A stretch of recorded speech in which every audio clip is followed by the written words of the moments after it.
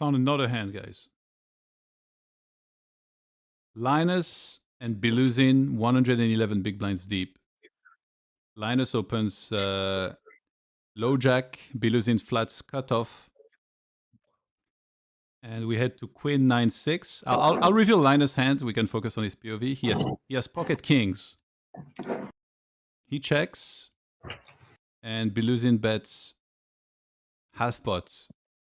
I feel like this is the type of because yes, there is Queen 9. Like from my understudied POV, it's like when I look at these balls, I always get it wrong. Like when I check, I should have bet. When I bet, I should have checked. So yeah. So what is going on here exactly? Like maybe Ben, can you give us your thoughts? Like sorry to interrupt. What do we know what Biluzin has here? No, but I usually reveal one player's hands. Oh, I see. And then we go through the hand. It's easier to give good advice if we know both hands, and then we. yeah. But we promised we're not biased. We just want to know the hands. I think having one person's hand's quite good actually, because then I don't know, you can make all sorts of assumptions and then just be completely wrong, which happens a lot when I'm watching these hands. So Linus probably, I mean, he probably check raises. That's Linus.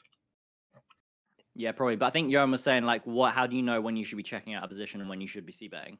Yeah. Usually when the middling, there's a lot of their cold calling range is going to connect with the board. So let's say if this was Queen 3 deuce, that'd be more c-betting. Or if there was King Queen deuce, Linus would be c-betting a lot more because these favor him a lot more. Whereas in position just cold calling so many middling combos here. So they just do pretty well on this board. And because you're out of position and because you're super deep, you're just not incentivized to blow the pot as much as another situation. So you just play a lot of checks. I don't know if it's a range check, but you just will be playing more checks than bets, I would guess, on this board. Okay. So Linus, I need to get that fact checked by someone who's actually better than me, though. So is that true? We got any of them? Miro, where you at? I'm here. What's up? Is my input needed? Sorry, I kind of I kind of just go on autopilot, assuming Owen's.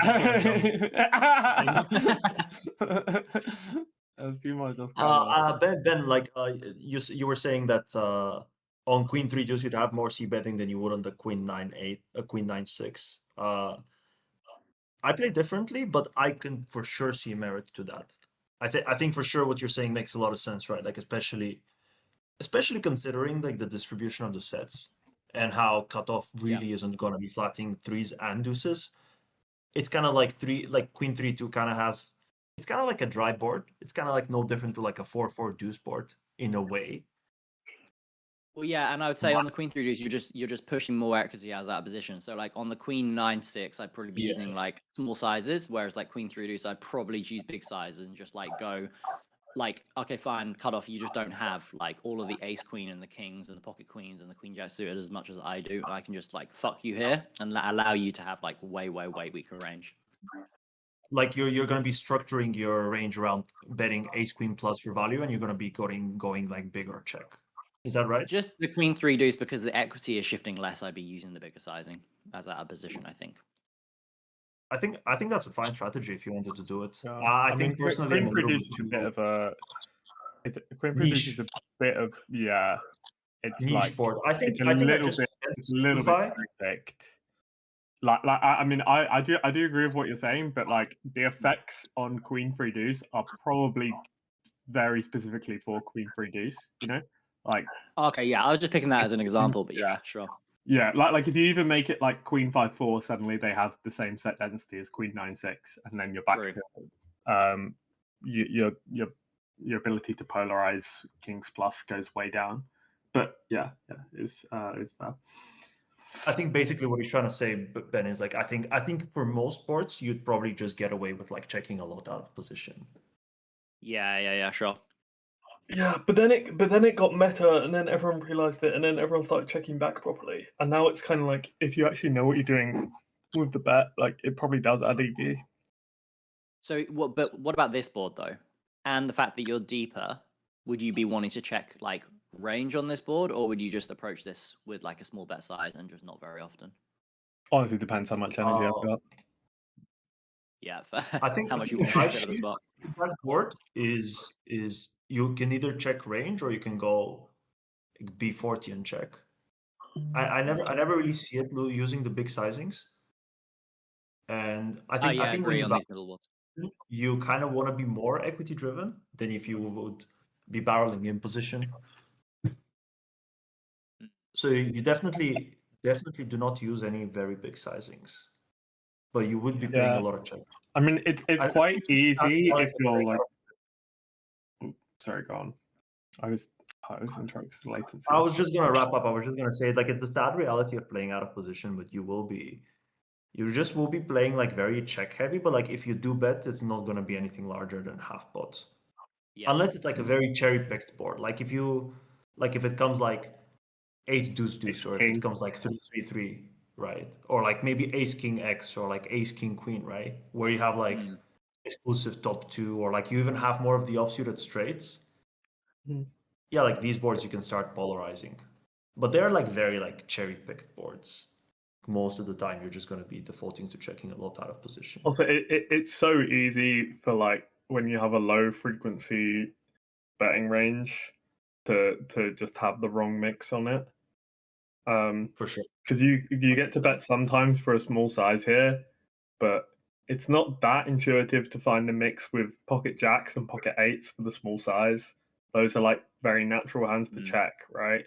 But it's quite intuitive to find the mix with kings, and so then you need to be really careful that, if you are going to play the bets, like you kind of gotta you've got to have a lot of discipline, and it's a very small pot at the moment. There's 6 big blinds in the middle. It's probably not. I think one thing which people don't account for always when they're designing their strategy is this table is not likely to have your attention.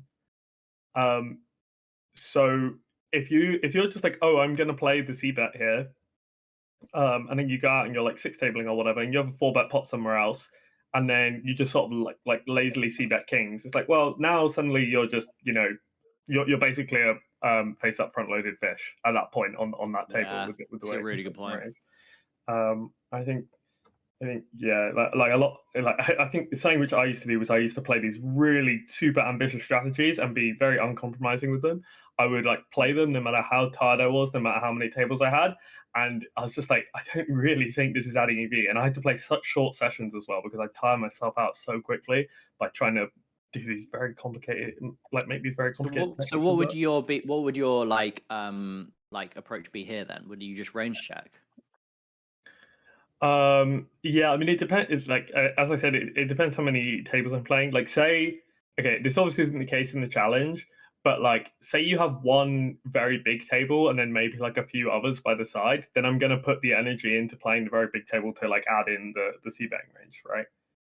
When you say big table, you mean like high stakes action game, right? Yeah. Like what? Say you have one table which is 20k, and then you have a few 2k tables on the side. Well, it's worth putting in the extra effort for like the little bit extra edge on the 20k table. Or if I'm just not playing very many tables, or if I'm just in the mood, I don't really see my strategy as a fixed thing. Like sometimes I just have some ideas that I want to try out in a certain line. And I'm like, okay, well, we're going to need to get into that line more today. Well, I guess like the reason I'm asking that is because maybe people watching this, like, or like even myself, I play like 8 tables of the same stake, which is going to be like 2 KNL, right? So like, what would you advise as a strat for people watching that would be like, there are so many spots that are going to be so super mixed, and some are going to be low frequency, and maybe on aggregate, all these queen high boards are going to be relatively high, low frequency. Yeah, I mean, if you just can say that, would it be showing curiosity and just trying to like decide what you want to do session to session, or would it be to have like a fixed approach, or would it be? Well, the thing is, like me playing with this free form, it comes at the end of thousands of hours of playing in solvers. Yeah, so it's like you can't just like. It's not even necessarily studying this spot. It's just studying a bunch of other spots and then kind of knowing how I would construct like a 20% range, right? Like, vaguely knowing what it looks like to bet 20% of your range and being able to do that. That's sort of like that's like a, you know, I haven't like looked at the output, but I've trained like the skill of like constructing that, and I think like you can't. I wouldn't go like suggesting that to anyone. That's how to play. I'm more just like, you know, the questions were about how I would play, not how I would teach people to play it. Like if I was teaching people to play it, the first thing I'd say is just range check. Yeah, and then it's just super interesting to hear your thoughts on this, because obviously like I'm in my own ways and I want to get better and figure out how to improve. Oh, yeah. Well, I would say don't look at c-bet strategies. Yeah, they're you know, they're whatever. Like a bit of a trap. I mean, obviously you need to do like you do need to do some of it at some point, but I think the amount of effort people spend on c-betting is so disproportionate.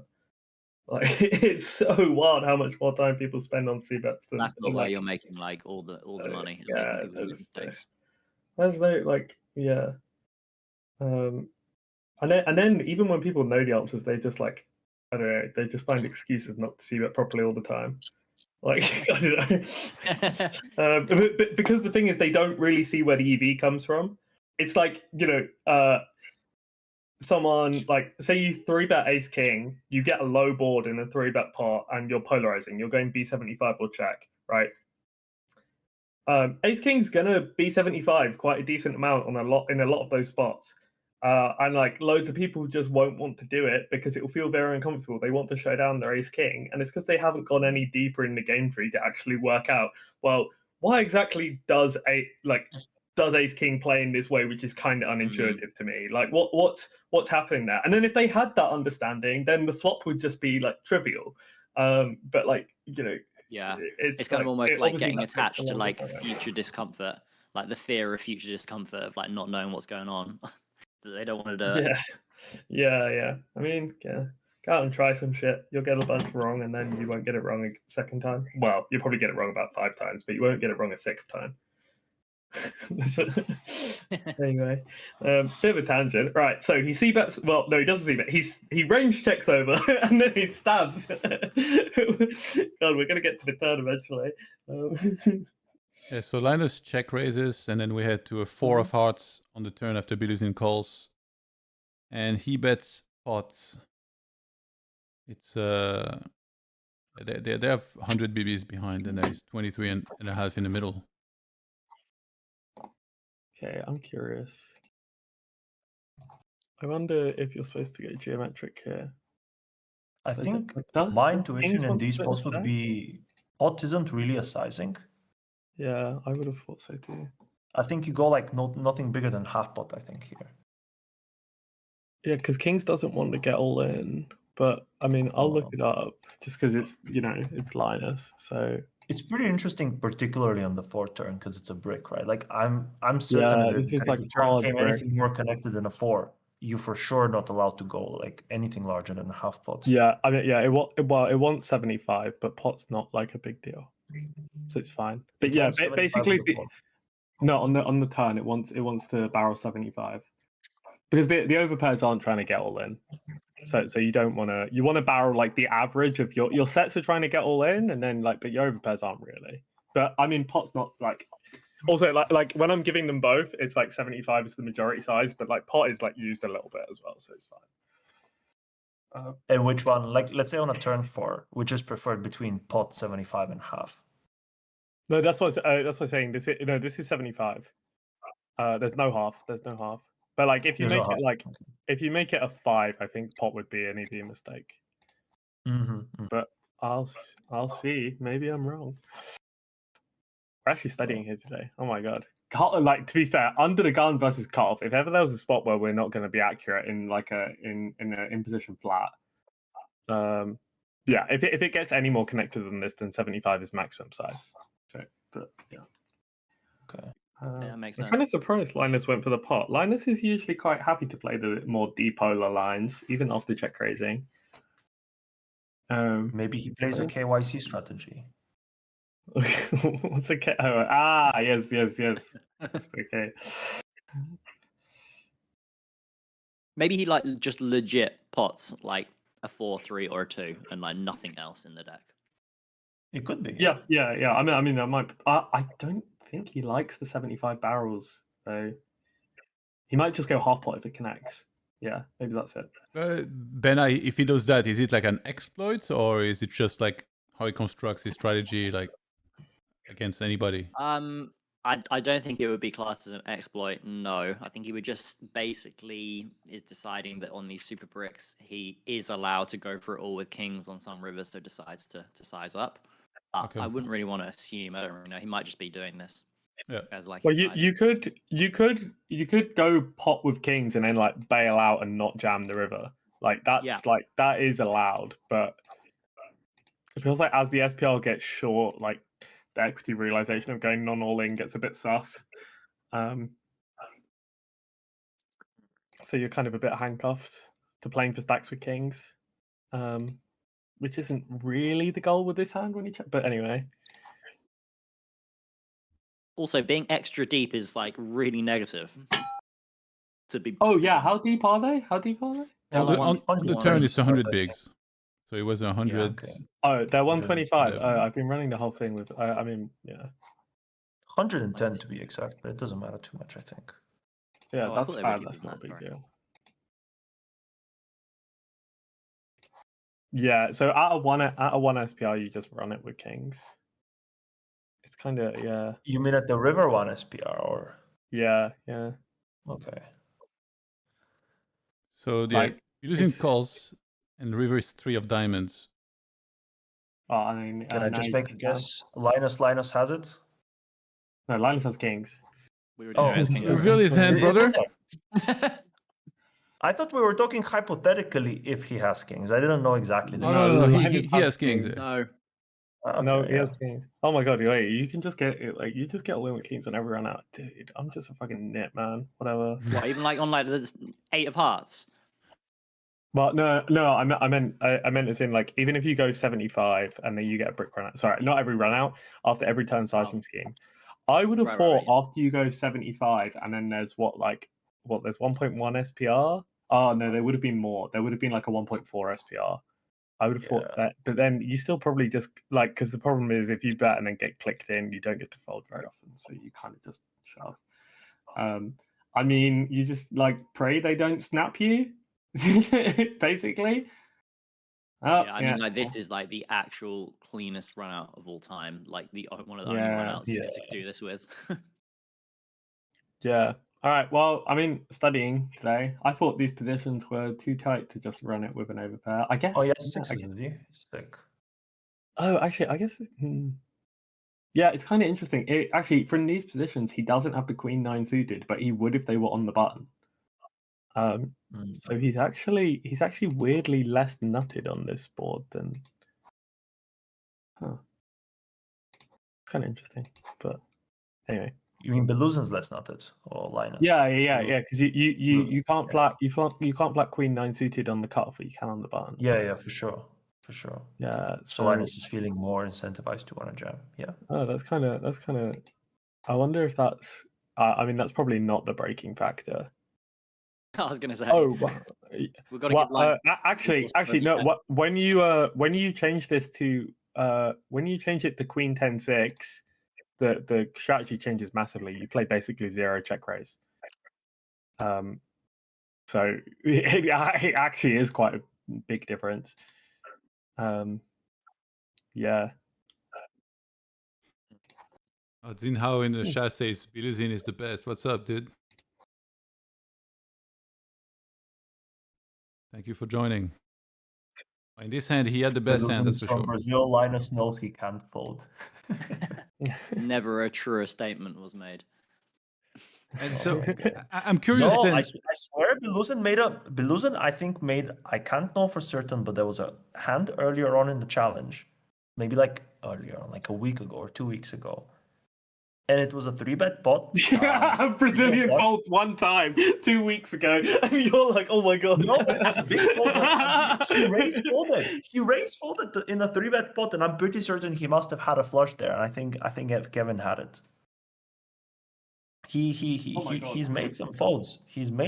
I think they just go a little bit unnoticed. He's made some folds, the guy. Yeah, Kevin doesn't bluff though. Kevin just has it and clicks all in and hopes that you get psyched out and click call. It's a genius strategy. Yeah, he gets name paid. Exactly. I got one more question actually about that hand here. If you're Biluzin, it seems pretty straightforward the whole way. But what if the turn was, say, like an 8-10 jack with a flush draw coming on the boards? Does he want to fast play more, or is he still just calling against a pot size bet? Yeah, I mean, you'd be more tempted to, but not dicey, necessarily. isn't it, though? Not But mandatory. So dicey. I reckon if he fast plays, Linus gets away from kings. I think it's pretty bad. Yeah, he gets but away from Linus isn't meant kings, to put but he in any doesn't more get money, away is he? from some other stuff. On like connected turns, Linus is just checking kings, isn't he? Yeah, kings is supposed to check. And you jam, and like, what are you trying to get paid by? I mean, yeah, you're like, there aren't really mixed hands on the connecting turns. That might sound Biluzin? weird. No, from Linus. Like when he bets, he either has like very plus EV snap calls, like he either has like top 2, or he has like top pair of a flush draw, or he just has a fold. So it's actually, So on like the 8 of hearts, would Biluzin, and let's just assume Linus does bet like 75% pot, does Biluzin ever like shove a hand like 10-9 of hearts, for example? Yeah. I mean, 10-9 hearts is Those are fucking nuts. The only ones, right? I mean, 10-9 hearts is pretty natural to jam.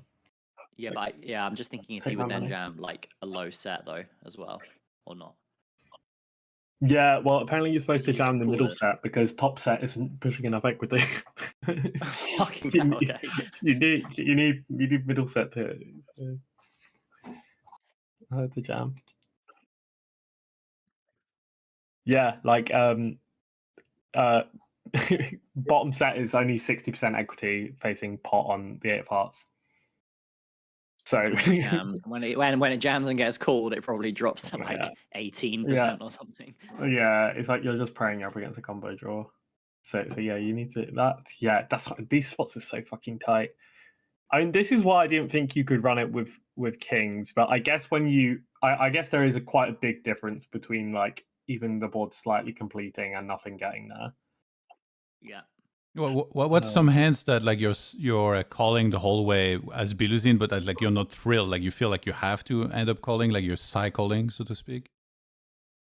On this run out or a different run out? On this run out. Queen X of hearts. Like Queen X of hearts. It's horrible. Like you call the turn with the equity, and then on rivers you're going to have unblockers to bluffs. Because Linus won't bluff missed hearts, right? He'll want you to have like King Jack of hearts or whatever. So Linus will bluff off like Jack 10 or like a random 9 or something.